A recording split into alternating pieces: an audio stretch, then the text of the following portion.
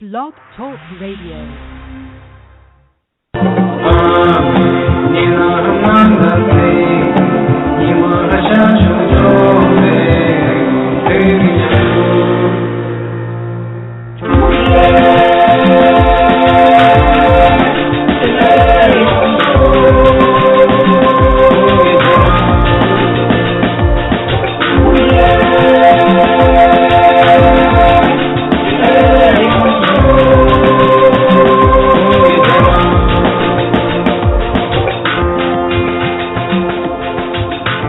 The physical world is nothing more than the spiritual principles in motion.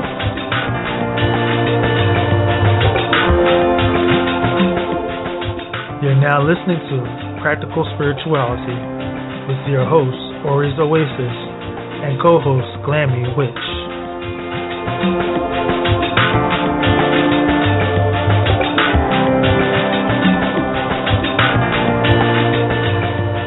If it's not practical, it's not spiritual.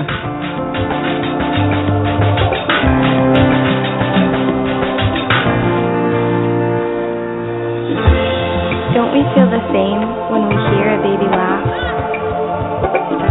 Smell a rose from a beloved, or walk in the rain?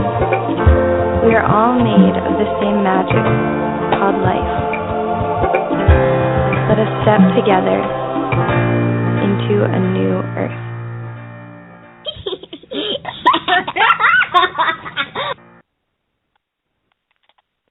All right, I hope everyone can hear me. Welcome to another episode of Practical Spirituality.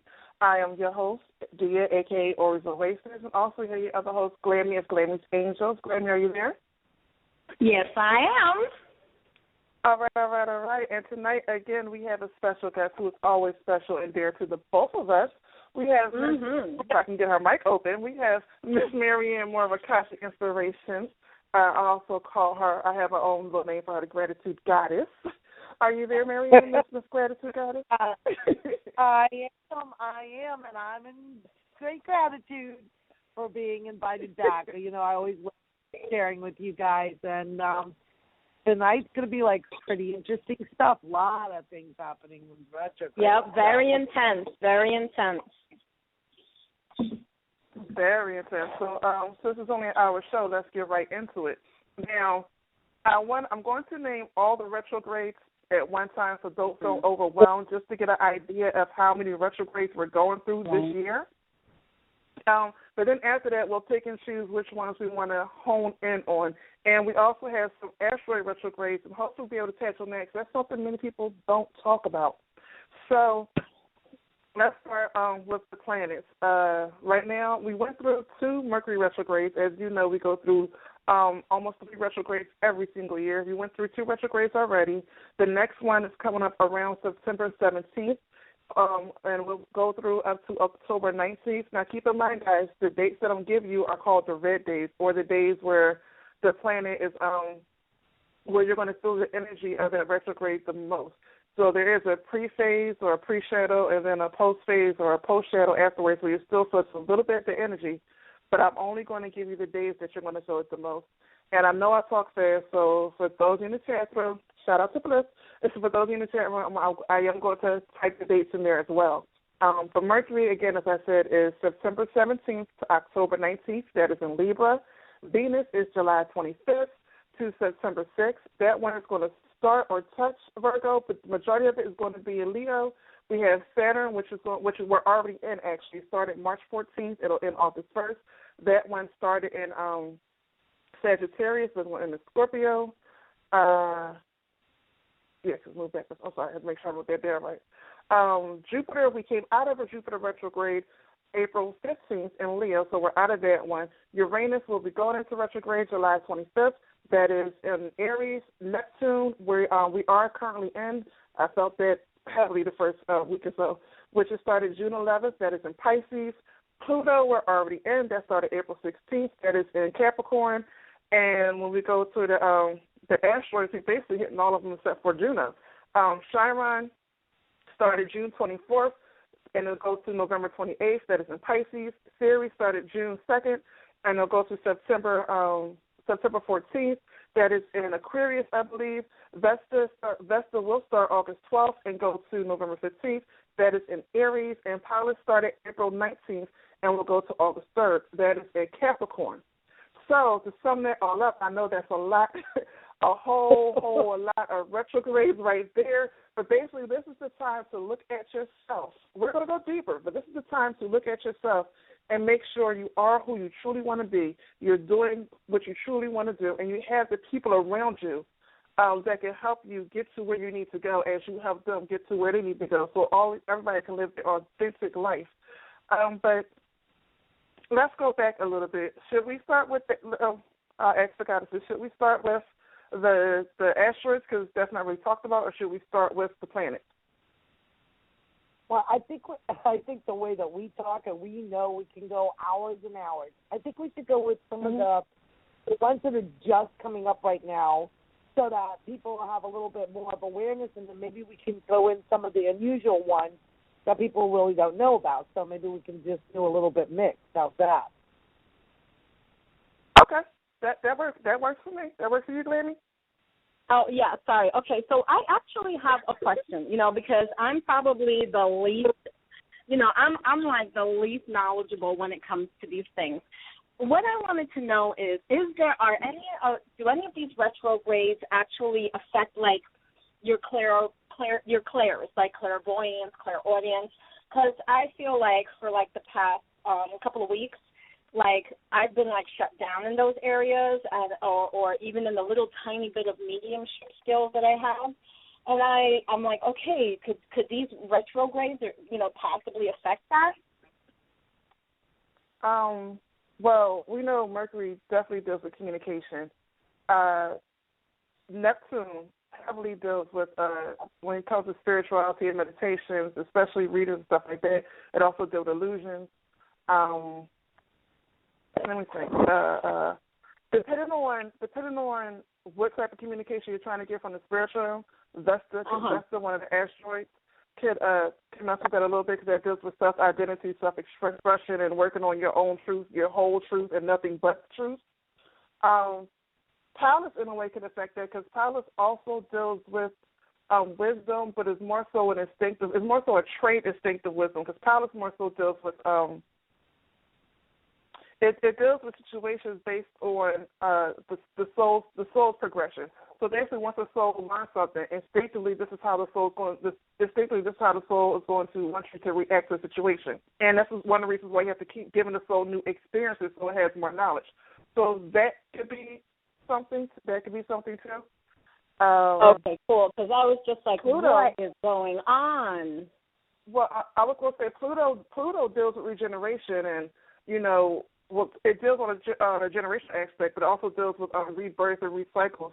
So that can affect you, too, as you're going into a new level in your readings, a new level in your spirituality. That can definitely affect you, too. And then we can look at Venus. I mean, Venus is coming up. Venus can also affect it, because Venus deals with the material things around you and how you use it. It deals with values. It deals with self-sufficiency. So with that going to retrograde, you can look at it can start to think, well, is this self-sustaining me? Is this truly who I am? Is this worth it? Do I still find beauty in this particular spirituality, in this particular expression of a spirituality? So right. Yeah, a whole lot of stuff can actually can affect clairvoyance. Right. The Venus makes sense, because I think it started with the Jupiter-Venus conjunction. So that makes a lot of sense to me, that it would be more toward that one. But I'm ready for it to be over. I'm like, when's it gonna be over? You gotta ride out this year. Okay, so I knew you were gonna say that. Let's get to the ones let's get to the ones that we are. Oh, go ahead.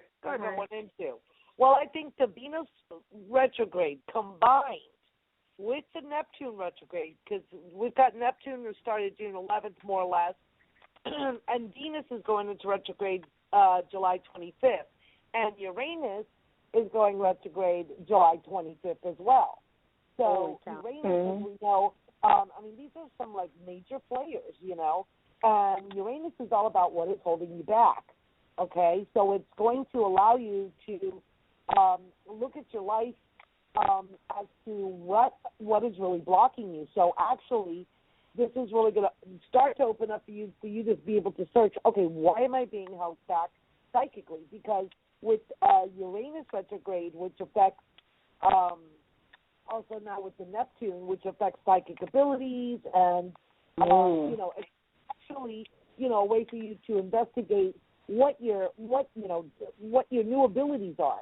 So, but and it comes into play and say, okay, is that really what you want? Is that really what you want to go after? So there may be other things that you're blocking and not really investigating. So it's kind of like have a clear. This is all about. This is all deep inner work. Retrogrades are times that allow us to really internalize and look at ourselves from different perspectives. So that is like a big key. So it's like, really, okay, I want to augment my ability, or I want to, expand this ability that I have, but you've really got to search within yourself and have I think it's having a clear intent, making the decision, yes, this is the route I want to go, or is this the route I want to go? And sometimes we don't really know, and we're kind of wishy-washy. But with the which is the one I was looking at, going into extremes, like the Uranus retrograde, which starts on the 25th, that's going to be about extremes, the polarity, black or white. So I think it's all also about your mindset that's going to take you in either direction. I mean, it's like swinging the pendulum. You're going to be high one day, and you're going to be like, blue the next day, and, you're going to really be, you're going to really want to, like, either, lash out at somebody or just be overwhelmingly, lovingly, and suffocate them. And so there we've got to kind of, that brings us into the Pluto retrograde, because that is a thing that Pluto does. It makes you hold on, to something without allowing yourself to live in the flow. So all of these things are about searching within ourselves and really allowing it to flow to you so that you can make your decisions with a better clarity. And it's kind of a process that we go through, like weeding out all the junk, and then finally coming out of these retrogrades, we'll be able to, I think, really kind of remold ourselves if you take advantage of the opportunity. So. Yes, and I just want to add on that, since you spoke on Uranus and Pluto, Uranus is going in retrograde in Aries, and Aries is all about that power, that who you truly are. When you look at the astrology wheel or your astrological chart, Aries is the sign that rules or it gives energy to the first house, which is your ascending sign, which is the core of who you are. So when you have Uranus, that deals with what Mariann said, as well as deals with your originality, deals with unpredictable stuff. And you have that in Aries. You're dealing with the core. You're dealing with the core of who it is you want to be, what it is you were meant here to get, to survive, to thrive here. What it is you're meant to learn. That deals with that. And again, Pluto is going in Capricorn, and Capricorn, the key phrase for Capricorn is I use. Capricorn also deals with logic, because you have to be very logical to know when to place what. And with, again, Pluto going into retrograde, in retrograde in Capricorn, the things that you used to use, the things that you used to be able to rely on are not really there anymore. So it's causing, not saying that it's not there at all, but at least for the way you used to use it, it's not happening that way. So it's causing you to question things, it's causing you to look at stuff a different way, and this could be in many areas of your life when it deals with Pluto, because it's a restorative planet.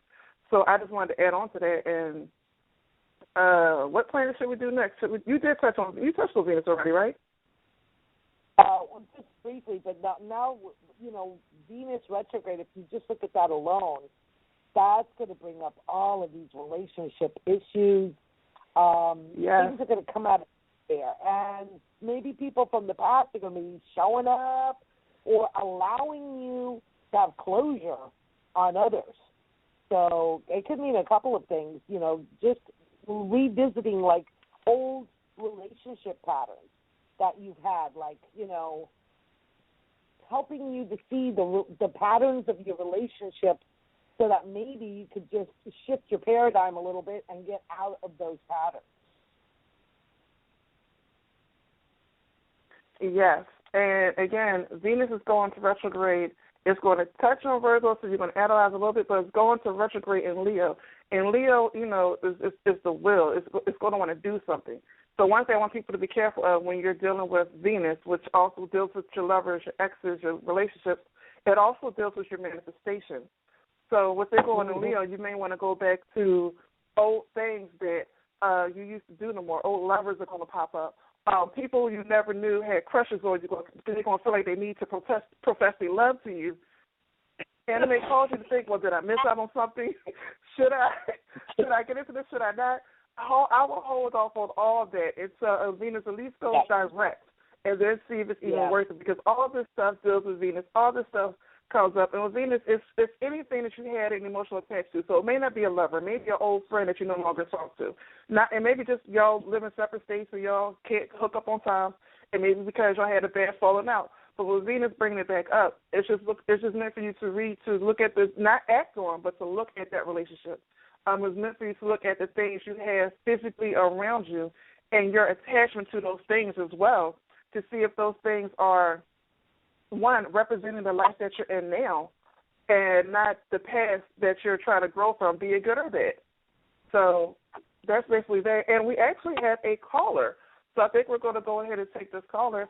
Area code 248. What's your name and where are you calling from? My name is Jackie. I'm calling from Michigan. Hi, Jackie. Do you have a comment or question? I really call for prayer. I didn't know if you guys do that or... Well, we definitely can. I mean, that's definitely something that we can do. So maybe you can leave, I don't know if you're in the chat room, and you can just, leave your name and just, if you even want to mention, like, what you want prayed on. And, we can definitely do that. Okay. Jackie, are you in the chat room? No, I'm not in the chat room. Okay, just real quick, just give us the topic that you want them to give spiritual energy to. Just the topic. Real estate. Well, so actually, this Venus retrograde that you touched on, you mentioned about manifestation, Diyah. And Venus retrograde also talks about financial matters. So if you're, as a piece of advice, if you're looking to go to buy something or you're buying property or you're trying to sell property, Venus retrograde is not exactly the greatest period for that, because what may happen is that it may look great at the beginning, and then it may turn out to be like the money pit at the end. So be a little careful during Venus retrograde with your finances as well, because as Diyah said, it does affect our manifestation. And so what is it that we always want to try and manifest? Of course, money and material goods. So you've got to be a little bit careful coming into the Venus retrograde. I mean, it's not to say stop and don't do anything, but if it can be delayed a little bit or done before, then so much the better. So real estate may take a little bit of a hit during this retrograde period. Wow. But we will send you some love and energy. So absolutely, I don't know if you know, but that's the other stuff that we do. So you came to the right people. So we will definitely work on your prayer. Thank you so much. You're welcome. Well, thank you for calling in, Jackie. We're going to go ahead and put you back on mute. Well, that was great. That was great that we touched on real estate and how that will be affected as well. Again, thank you, Jackie, for calling in with your comment or question. Go ahead and press 1 to take you out of the call, and then if you have another question, you can press 1 again to come back in. I see Jade in the chat room. Hey, Jade. Hey, baby. Let's get to we're knocking these out, believe it or not. Let's go to Mercury. That's one of our favorite ones. And this Mercury is going to be in Libra. So let's let's not spend too much time on it, but let's go ahead and touch on Mercury. Okay. Well, as you know, every Mercury retrograde. Why don't you give a little bit more detail about what the Mercury retrograde means in Libra, because it has a little bit slight variation if it's in other signs.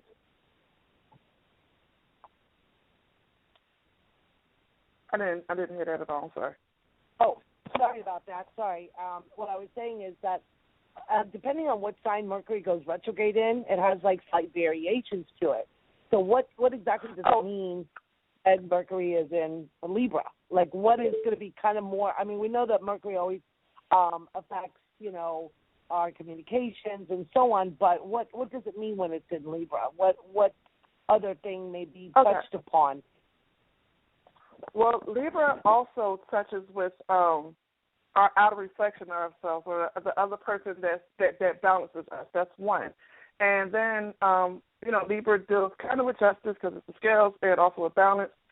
And that's pretty much when you come with Libra, you're dealing with the idea of harmony. And the idea of harmony, dealing with things around you, dealing with other people, dealing with that. So with Mercury that deals with communication, and Libra dealing with harmony, during this retrograde, you're going to be, it's meant for you to come out of harmony with those around you, those that you think balance us, because as you grow, your vibration changes. So as your vibration changes, if the person that's with you is not on the same vibrational path as you, you're going to have to look at that vibrational disharmony. And I'm using these words specifically because it doesn't mean it's good or bad. It just is. And as you grow along your path, they're going to grow along their path, and that's going to cause friction, and it's meant to. So that if you have to sever ties, you can sever it in a good space, in a good place. Whereas y'all come together again once y'all have reached a place where now you can share what you know, as opposed to trying to learn together. It's going to show you the things that, again, mostly this is true for almost every retrograde. It's going to show you the things that you no longer need anymore. And one time it balanced you, but at this point in life, it's holding you back. So it's going to show, and this is, again, nothing negative. It could be something as simple as if you're into feng shui, it could be something as simple as you not rearranging the room, you not cleaning the corners. It'll show you that by just moving this energy, now you're creating space to build a new harmonic tone, go to a different level of vibration in your spirituality, in your ideology, in your logic, in your physicality, in all those different areas of your life. That's basically, what Libra deals. It deals with harmony, and Mercury deals with communication. So with those two coming together, basically it's just saying that the different ways you communicate that brings harmony to you is meant to be disrupted. That's not meant for you to lash out. It's meant for you to just take it all in, sit back and look, do I still need this thing? Is this thing beneficial to me as well as to the other person, or just me involved? Is it still working? And again, there's a little bit of overtone with most of the retrogrades because this is the huge year basically to remake your whole life inside out, mind, body, and soul, as above, so below. That has never been truer than this year. So that's basically what the Mercury retrograde is all about. Well, and I find it interesting because I was just looking up some things that you can do during a Mercury retrograde, because we know all the don'ts. So you're going to have problems with communications, with travel, with delays. So what are some of the maybe the aspects of the Mercury retrograde that we can work with? And a lot of things are like finishing up something. Let's say you left something undone. Let's say you've been meaning to update your website or go back to writing your journal or your blog. So actually it's a good time for that because, it's something you're revisiting, something you're going back to be able to complete. So I think the Mercury retrograde periods also allow us a time to take a moment out and kind of review some of the stuff maybe we didn't have time to finish up or things that needed some closure and we weren't able to do it at the time. And so now when Mercury retrograde, it's a good time to go do that. It's a good time to maybe, focus on recommitting yourself to a certain project or recommitting yourself to your relationships also. So it's not necessarily about starting new things, but about revisiting things that may have taken a back seat while we were in a progression period of starting new things. And then you kind of forget, go back and read some of your old journals or read some of your old, if you do channeling, if you're a light worker, if you do channelings and stuff, go back and review some of your channeling. You might find that you'll find information that is pertinent to you now that maybe you didn't understand when you received the message in the first place. So I know that Debbie and I do that all the time, like, oh, my gosh, we just reread this and this what came to us, like a couple of weeks ago. Oh, absolutely. And then by reviewing it, it's like, wow, now you have a better understanding of it because you've gained the understanding, you've gained information, and now it's time to kind of review, which is not actually a bad idea, is going back and reviewing the previous month's work to see where you're at and where you need to complete something. So that so I think that the Mercury retrograde in that aspect, if you could focus on those things versus worrying about the communication. There's going to be delays. So you know what? Go a little bit easier, go a little bit earlier, and just go with the flow. If there's nothing you can do. If something's going to get screwed up, it's going to get screwed up. You just do your best. That's basically. Well, basically with all these retrogrades, it's just paying attention to the little details. And like Mariann said, our gratitude goddess, going back to those old journals and looking at what we wrote and see what messages that we ignored that they have for us now. Going back to those of us who have 1,001 projects that just can't seem like we can get them out, or when we get them or we're getting them out, it's not seeming right. Now's the time to, first of all, look and see, prioritize it. Which ones do you really need to work on? And then really go into detail. Not necessarily send it out to the world yet, but go into detail how you can really make that work for you, how you can really do it yourself. One of the going into the asteroids, one of the things that really deal with your independence is Vesta. And, Vesta is connected to the Vestial Virgins, and y'all know the story more than I do as far as the Vestial Virgins, but that's in Aries. So things that you consider yourself self-sufficient in, or the things you consider you're doing to make yourself self-sufficient so you don't have to depend on other people, or other things, other places, now's the time to really look at it, and see if you still want to hold that idea. Is that idea necessary? If it's a product or something you're trying to make to sell to the world, is it, while it's beautiful to you, is it practical to other people? Like really, really, really look at it, really hone it in, really make it your own. That's the best that I can tell you on that. But since we're headed towards asteroids, I think we done had every retro except for Saturn, I believe. Which Saturn basically just deals with disciplines and restrictions. So with Saturn being in retrograde, it's really your own disciplines and your own restrictions that you put on yourself that's holding you back.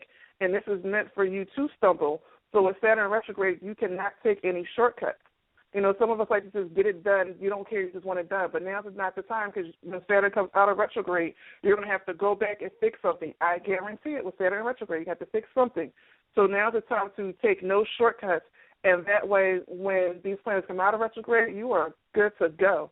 But let's come back and let's look at Vesta and deal with the Vestial Virgins. Mariann or Glammie, would like to tell the story of them? Because I know y'all know that story way better than I do.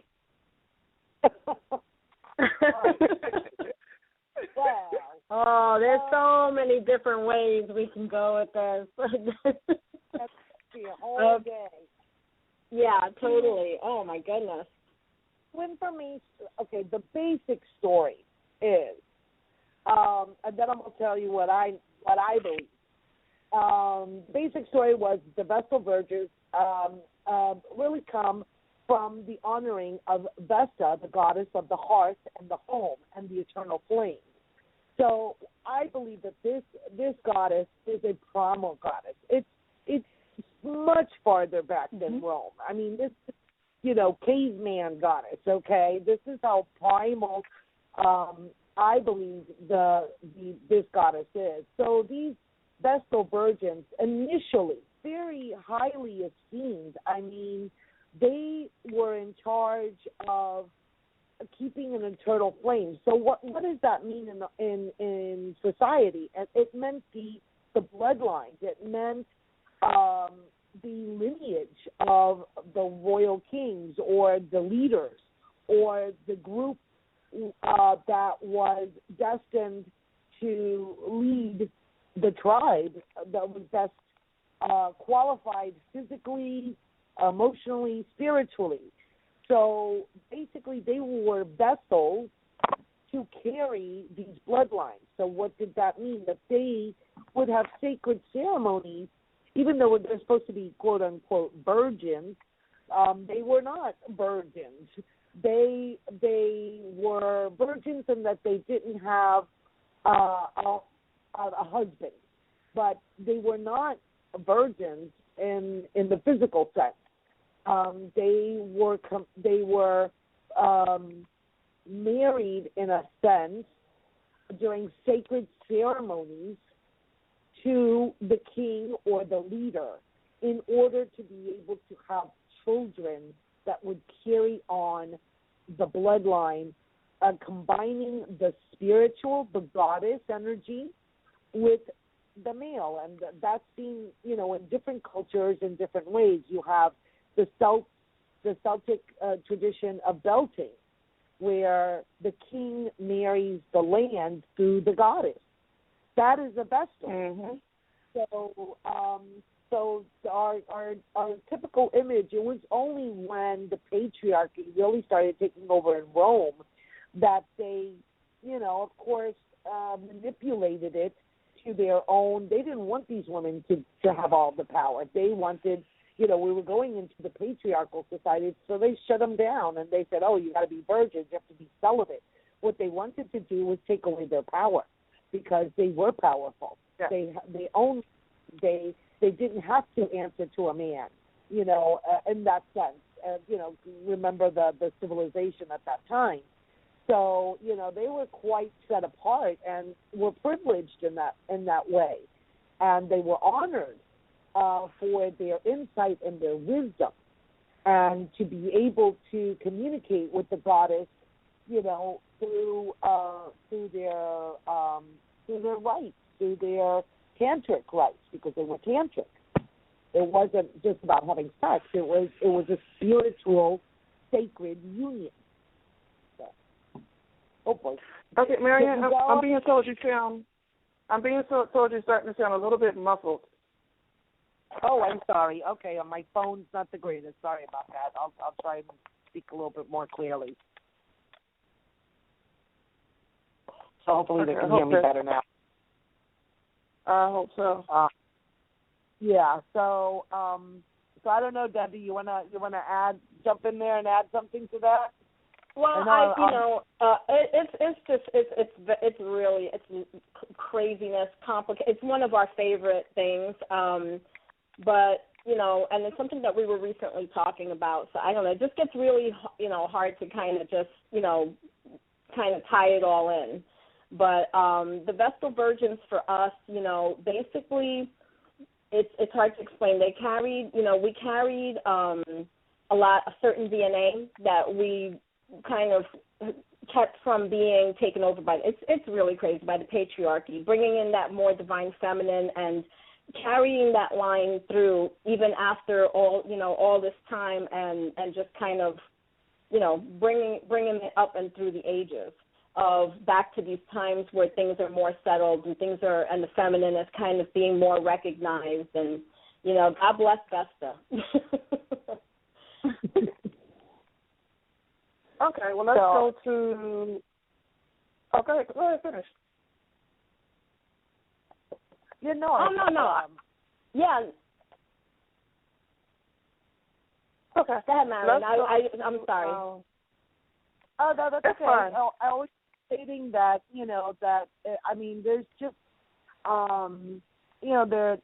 they were known to, there was, when I believe the Romans, or it's believed that the Romans also got this tradition from the Etruscans, which were from northern Italy. So that's why I'm saying if you start following it back, through, trying to figure out, okay, well, how did it really, really start?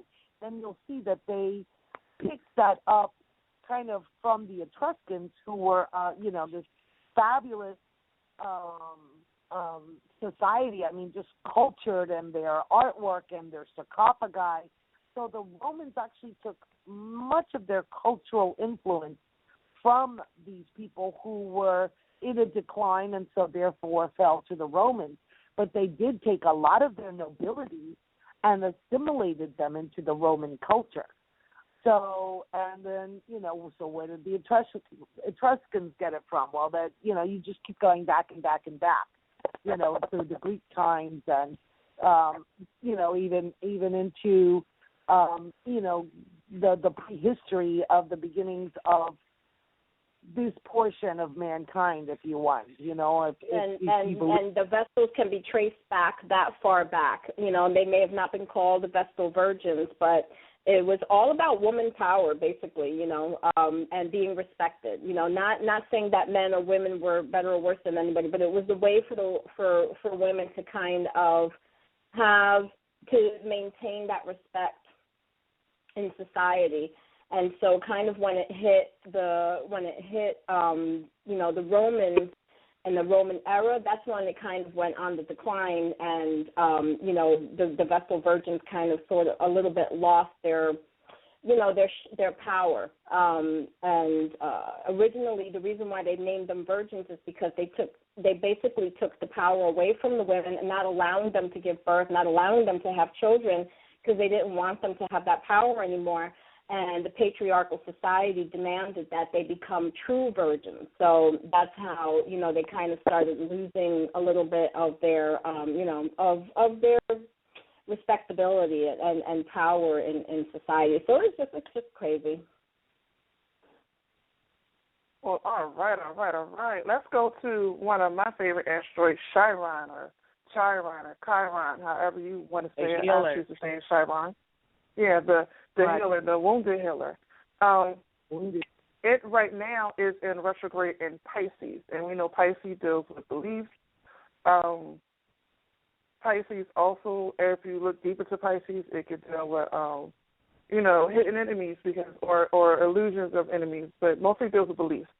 And with Chiron being a wounded healer, it also deals with when we heal from something, we know the strength that we never had before. We notice a side of us that we didn't know was there before. So in saying that, Chiron deals with unrecognized abilities. It deals with, and what I mean by unrecognized abilities, I mean unrecognized abilities that you haven't even thought of how to harness or how to use. So right now, with it being in retrograde, you may be dealing with, stuff coming back, which you should be getting, if you allow yourself to heal from that situation, is the wisdom from that, the strength from that, the creativity you used to get out of that situation that was so painful to you, and how you could use it, how you can cultivate that strength or that ability or that creativity that you had to use in your life now. That's definitely Chiron. Do you ladies have anything to add to that?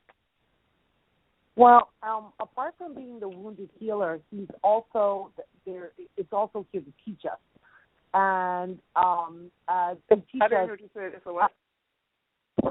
To teach us about our wounds, and how to reach a higher understanding. So he kind of leads us on our path to awakening, really.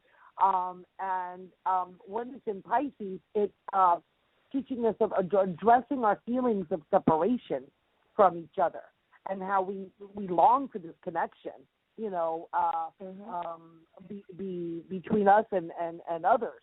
And so it really intensifies. We could be much more sensitive, especially in Pisces because it's a water sign. So, it's about the emotions.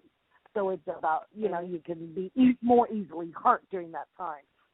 Just like one little thing or one little comment can set you off like, oh, my God, and it just brings up all of those feelings that you've hidden within yourself that maybe somebody said to you when you were a child, maybe not even meaning it, but you took it to heart and you just hid it within yourself.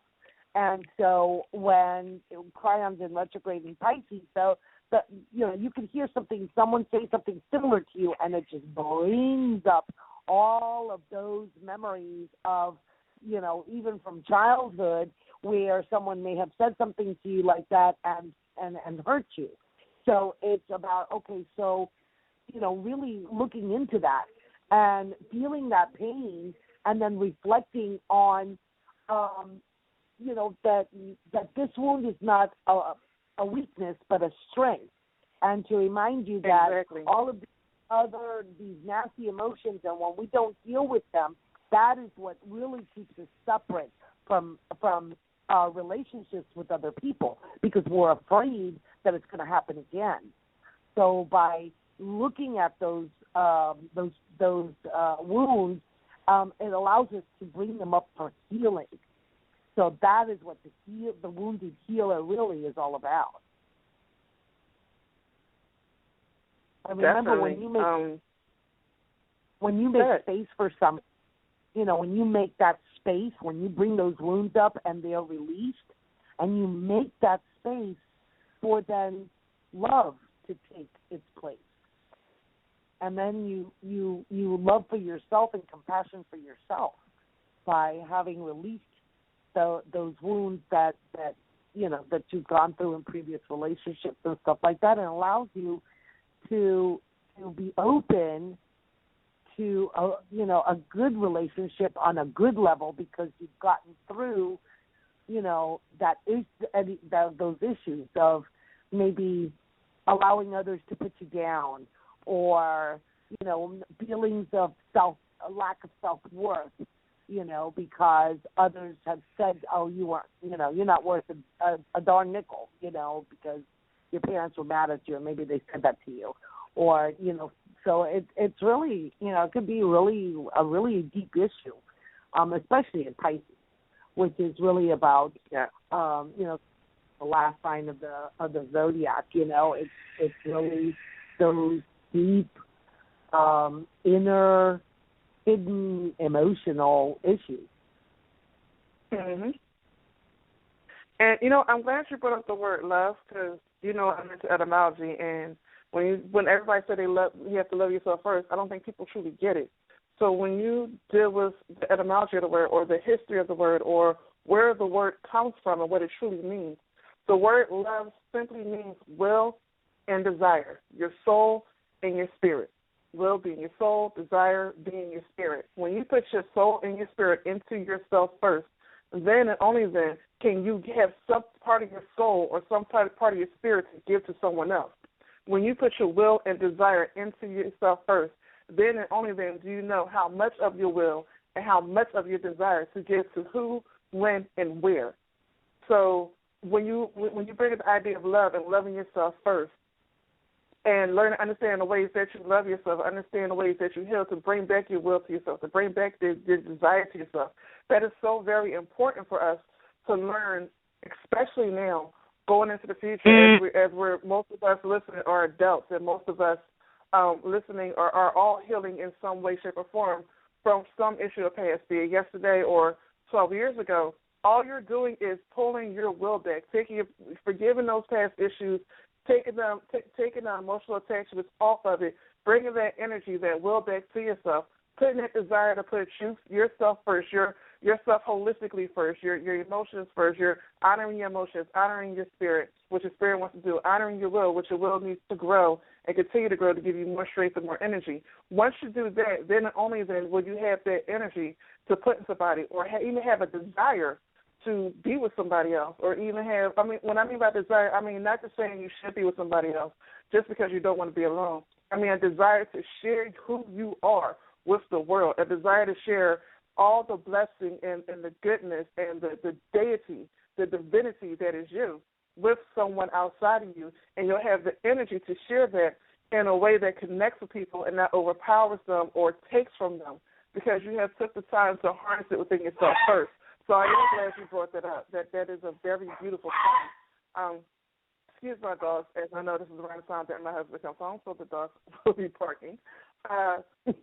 Let's see. The next one is do y'all want to do series or Palace next? I'll let y'all choose because I think we only got time for one more. Places? Which series or Palace? Oh, that's tough. I'm going to go with Palace. Okay. So Palace, not from an actual history or I would say mythological perspective. For me, Palace from an astrological perspective deals again with that soul wisdom, that wisdom that will that you have to do certain things or to naturally act on something without even thinking about it. That's that soul wisdom. It deals with creativity, initiative, and planning. Palace is very, very skillful at doing things without always have to be right there in your face. Skill I need to learn, so I'm always in your face. But it's that. Yes, it's what's the word I'm looking for? It's diplomacy. That's what I'm looking for. Where it knows how to get what it needs without going to war for it. It knows how to create a way and let it come to you without having to fight or use that Mars energy for it. That's what Palace deals with. And Palace right now is in retrograde in Capricorn. So with it being in retrograde in Capricorn, the things that you used to use or the things that you used to instinctively rely on, you may not be able to rely on that so much. The things that you used to take initiative on, you may have a hard time doing that. The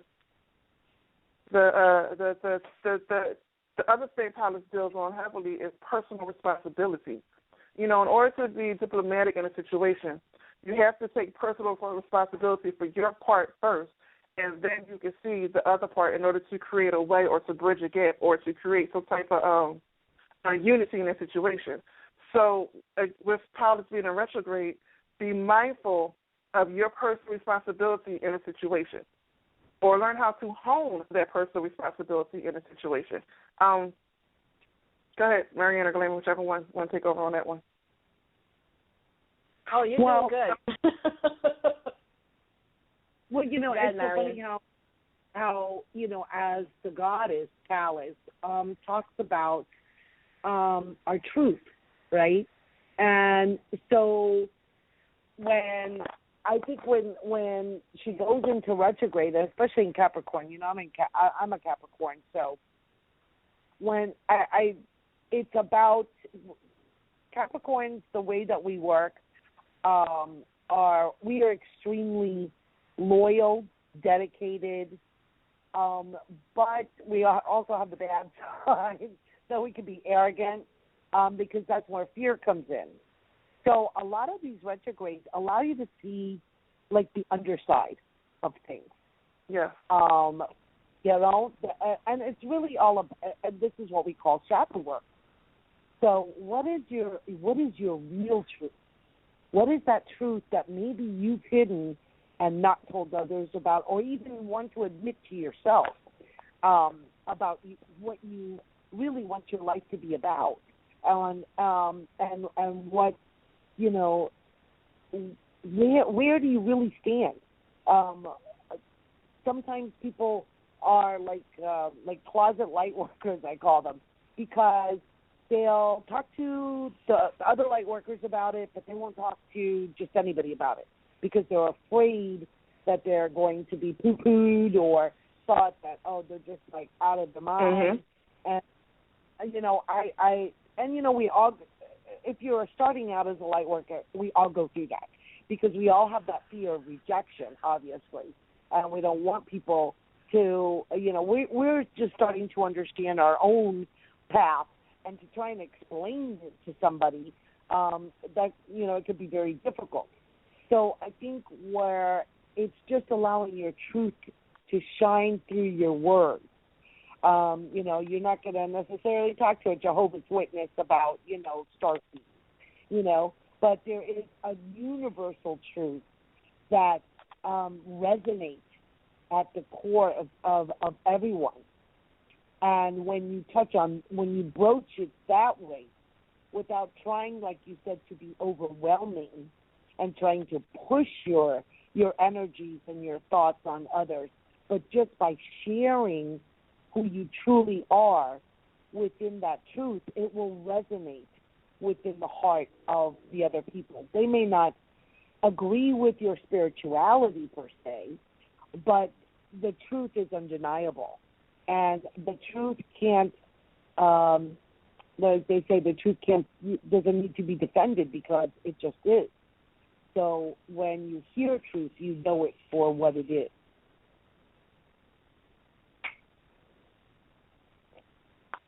That was just beautiful. That's all I can say.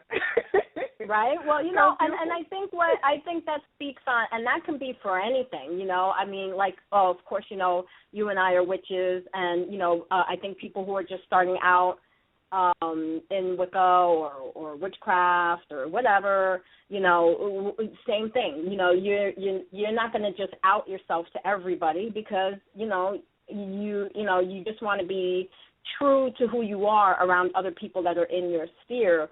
And when you are, you know, it's amazing. And, you know, and I think that that's for anybody who, you know, who kind of has to, you know, maybe not be completely, kind of have to be a little, you know, careful of what works for them and what's their path. Maybe not be the mainstay of, and so when you can be around other people or stand in your truth and you know, share that with other people, I think it's just amazing, and that could be for any situation. So I think that's awesome. Palace rocks. Yeah, we exactly. And real quick, since we basically went through the whole chart, we might as well touch on the last one, which is series. And basically, we already said what love is, or what it truly means. And series deals with the way you give love, the way you receive love, or the way you want to be cared for. It deals with fertility. It deals with cycles, self-esteem. Self-esteem is also highly attached to your abundance because if you have a fear of abundance, that's really a self-esteem issue. So it also deals with your abundance because if your self-esteem is not there, which is connected to your will, which is also connected to your ego, I want to stress that point. Stop saying humble your ego or the ego is angry, this and that. No, your ego is the energy that you have or your ability to get something done. That's all your ego is, nothing more, nothing less. It's not God, it's not the enemy, it's not the devil, it's not the demon, it's none of that. It's just your will. So all of that, you know, again, connects to series as well and then fertility, you know, the way you nurture yourself, the way you treat yourself. It all comes down to the same thing, you know. It also deals with attachments. You know, you may be so attached to something that you feel if you let this go, something new won't come along. Or you feel so you just lost the greatest thing in the world, which, again, to me still goes back to self-esteem. Because when you have a high self-esteem or a healthy self-esteem or a healthy ego, a healthy amount of will, and to me, a healthy amount of will is just as much or as big as you can make your will. That's as far as much energy as you can store up for yourself to create the things you want to create, regardless of what other people say, regardless of what the situation say. That's what your ego is for. It's there to say, no, this is what I want, this is what I get done. And when you do that, the fear of abundance goes, and abundance has to come, which comes to you. Because now there's no consciousness of not having. There's no understanding of no as far as to what you want, and you're wanting to do what you need to do in a certain respectful manner in harmony with, you know, the vibrations around you in order to, or sometimes in disharmony to an extent to some vibrations that you no longer connect to in order to get things done. For me, that's series. And series, again, goes into retrograde in Aquarius, yeah. It goes into retrograde in Aquarius, and with that, Aquarius is the knower. It's like an inner knowing in a way. So basically, what they're going in there is saying that the things that you thought you knew that's affecting your self-esteem no longer exist, and that's how I feel when I'm talking about series. Either you want to add on to that? Well, the only thing is that series is also about. Was really about, when we talk about the love, is about nurturing, like that motherly nurturing influence. So it could bring up issues of relationships that you had with your mother. Wow, what's that? Yeah, so it's you know, really that whole thing of how did you learn to nurture? Were you taught to nurture others and to nurture yourself? And how do we learn that? but we learn that through the relationship with our mothers, or or those that acted as mother figures in our lives. So when that is absent, or is a mother who is maybe kind of aloof or not participating in your life, then sometimes you don't learn to do that, or to the contrary, it's like living with alcoholic parents. Either you become an alcoholic or you're totally against it and you go the other way. So it's the same way with this. That's such a core element of our life, is the nurturance that we receive. So it's integral to our understanding how to nurture not only ourselves, but then when we go into relationships and have our own children or have families, how to nurture them, and how to it's not about doing things for other people. It's about helping them become the best that they can be. So it's really a fundamental, human, element.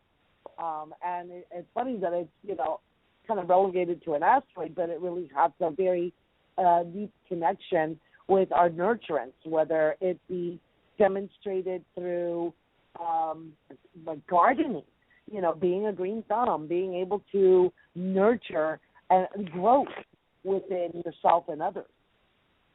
So. All right. Well, it's 4 minutes to the end of the show, so we're going to shut it down right there. I definitely thank Mariann Moore, Mr. Akashic Inspirations, my own personal gratitude goddess, for calling in. We all know that she is welcome anytime. And I'm going to start calling her a special guest, just call her our special hostess when she comes in. That's it. That's a great idea. I love that. I love it. When she decides to show up. But for those of you who do not know her, and y'all all should, but for those who do not know her, Mariann, can you tell them what it is that you do and how they can reach you? Well, I have a website. It's AkashicInspirations.com, and I'm on Facebook with Akashic Inspirations as well, and on YouTube. But the best way is either Facebook or send me an email through my website, and I'll be happy to, help you find. Basically, the Akashic Reading is a search into your soul's journey. And it talks about what you need to know today, right now, in this moment, to further your path in whatever area of life you want to talk about. Well, all right. Well, Glammie, everybody should know you, too, as well, Miss Glammie Angels. But really quickly, who are you? What is it that you do? And where can they find you at? And for those of you who want to get the information real fast, we're about to go into maybe about a minute or two overtime as we shut it down. So the caller number is 347-989-8851, 347-989-8851 if you want to get this information really fast. But, Glammie, go ahead and say it is what you do. Okay, and how real quick, I do readings. My favorite is the soulmate reading, finding your soulmate, and relationship readings at Glammie'sAngels.com.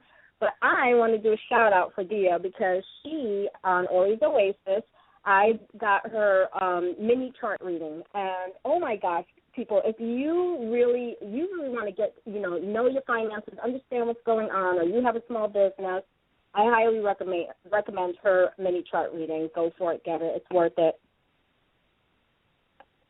Well, thank you so much. And with that, we'll just leave it there for all your answers. Yeah, right. OriOasis.com. There you go.